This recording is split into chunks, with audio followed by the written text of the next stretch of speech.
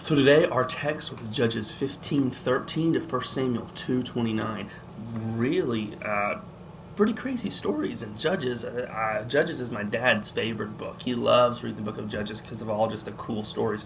And I really enjoyed it, especially this last part. It's pretty interesting. You know, you end up here on Samson and Delilah, and Samson getting his hair cut off, and then he was in the temple, and he pushes down the pillars because of his great strength.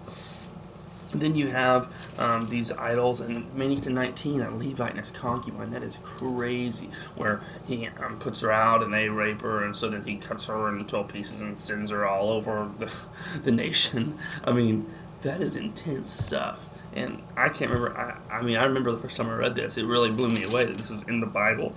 And then that causes the Israelites to have this huge fight with the Benjamites, one of the tribes of Israel. And so brothers are fighting against brothers here.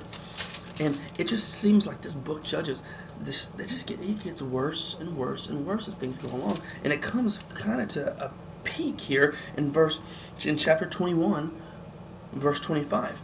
It ends with saying, in those days, Israel had no king.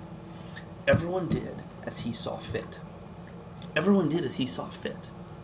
There was no king. And that's interesting because if you look back through Judges, there were kings throughout the entire book of Judges, but they weren't Israelite kings. They were foreign kings that came in over the Israelites, and they made them slaves.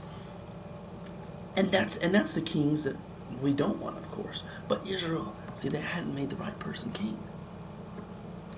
Now you get down to Ruth.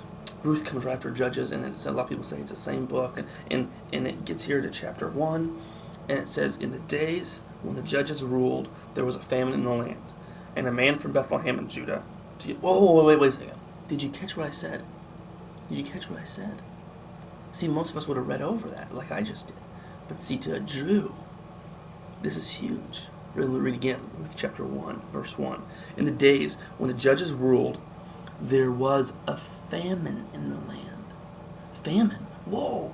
To a Jew, man, famine, that means covenant unfaithfulness. That means they haven't been faithful to the agreement that God and Moses and that they had made together on Mount Sinai, and there's famine. It's because they were disobedient. They weren't being God's people, the people of Israel. And so out of the unfaithfulness of Israelites, we have a story of the faithfulness of a woman named Ruth, who isn't an Israelite, she's a Moabite.